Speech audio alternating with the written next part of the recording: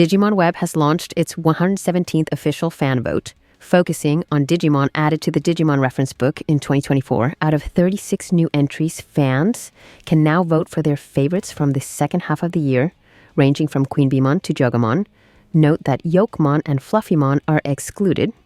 Voting closes on February 2nd. Digimon TCG recently revealed a BT20 booster trailer with some great additions, primarily focused on the source of the recent new Digimon material, Digimon Liberator. There are multiple references to Cool Boy and Omegamon, including the Omegamon X card, which ties it to Omegamon in a way that's more than just adding the Liberator trait. We also got quality glimpses of the Zephagamon Ace card, showcasing a special mode of this Digimon that we have yet to discover when it's officially released in the Liberator comic. Acting as a counterpart to this, we have the Black Fighter Mode card. Aside from the golden details, those two cards really leave an impression. The New Year's bell is drawing near, and Digimon Source Code sincerely extends their warmest Lunar New Year wishes to every one of the chosen ones who has accompanied them on this journey of growth.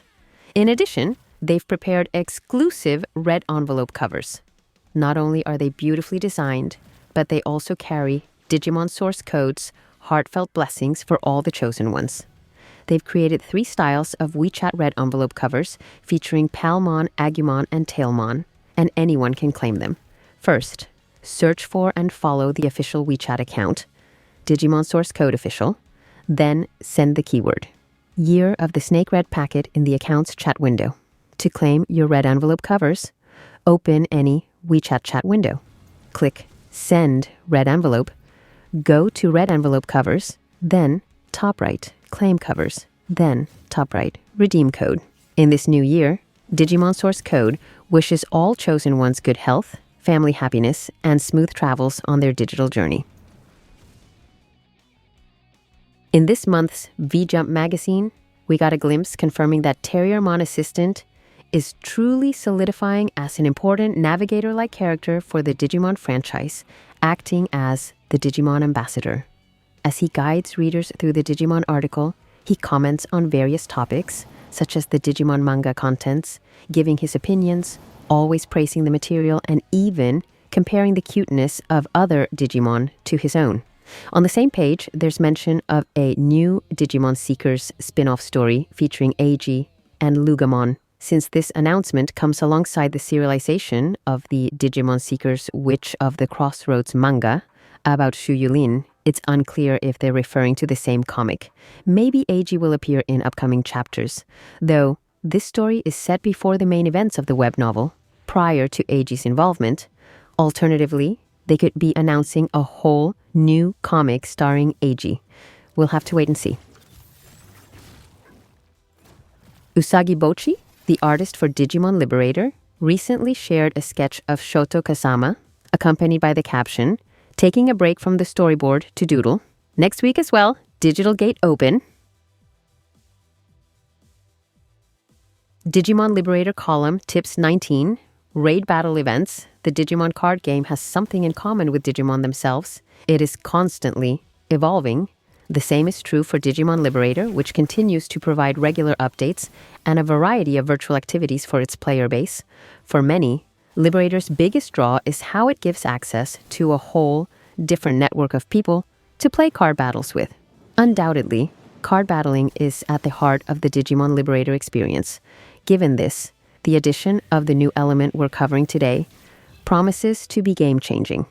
What's a raid battle event? In his year-end letter to fans, producer Keisuke Kazuki alluded to new events. One of these is the upcoming raid battle event, which will involve a series of battles against event-exclusive NPCs. This alone isn't too different from the standard gameplay in Laguna, where players take on NPCs all over the map, as well as other humans. However, there will be additional elements, one being the event-only raid battle tickets. These are obtained through gameplay, and once you have 10, you can take on the raid's boss NPC, the Titan. In essence, you can think of the NPCs as stepping stones to get to the Titan, the main attraction of the event. Still, these NPCs can be fun to take on, as they only appear in the event. It's also a must for completionists seeking to fill out their encyclopedia. Calling them stepping stones might also be a little misleading, since these NPCs can still wipe the floor with total beginners. Nonetheless, they make good early game opponents for refining your skills, even if the Titan is a bit above your level. Titan Overview. As the event's centerpiece, the battles with the Titan naturally have some special rules. After gathering the required 10 raid battle tickets to get underway, you'll have the opportunity to play a different kind of match from anything in the ordinary Digimon card game. Usually, players always play one-on-one, but here, you can also team up with one or two others for a 2-on-1 or 3-on-1. This alone makes for a vastly altered battling experience, but there are also some other tweaks to help the game flow smoothly. The two most notable are the Titan has 15 security cards, and the Titan has an 80-card deck. These drastic differences call for players to get creative with their strategies. Adding to this, the best approach differs depending on whether you form a trio, pair up with a single close ally, or even brave the challenge alone. When playing 3-on-1, the Titan gets a turn after each of you, and who gets attacked is random.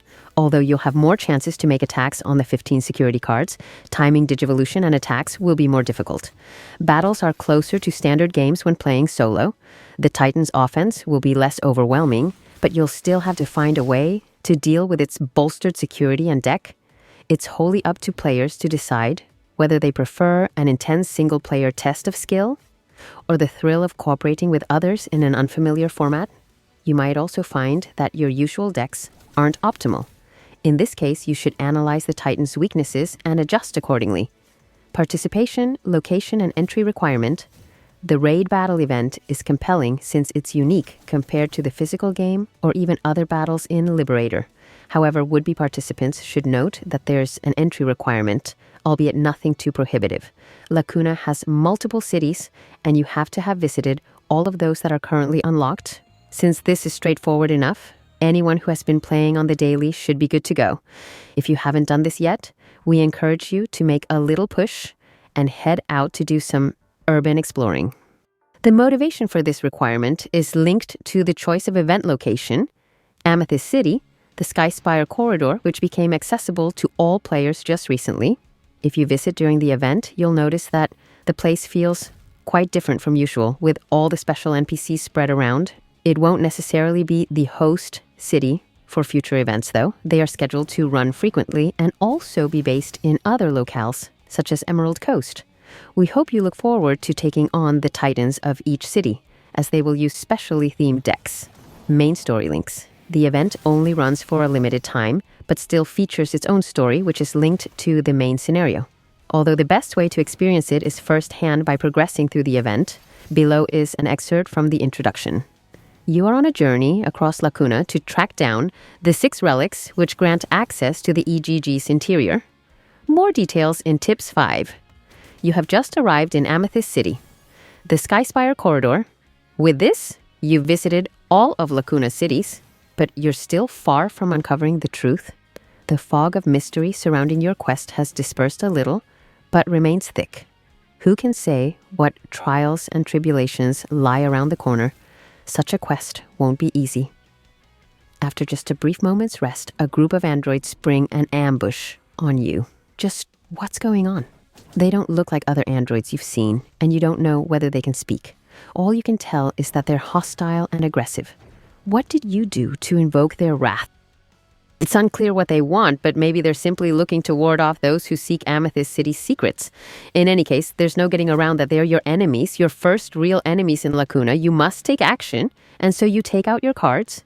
Your adversaries gaze at you unnervingly, rallied in great numbers before their leader. You will have to battle for your life. If you get through this, you'll inch closer to the truth of the matter and to fulfilling your promise to Makina. What did you think?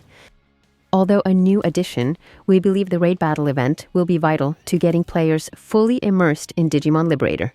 If you're concerned about it being time-limited, there's no need to worry. It will be repeated periodically, giving you plenty of chances to witness the story. Until now, Digimon Liberator's selling point has been its combination of the Digimon card game with a VR experience, but this event finally provides fully unique gameplay. We're sure that playing co-op will show you new battling possibilities. as well as enrich your adventure and deepen your ties with your teammates.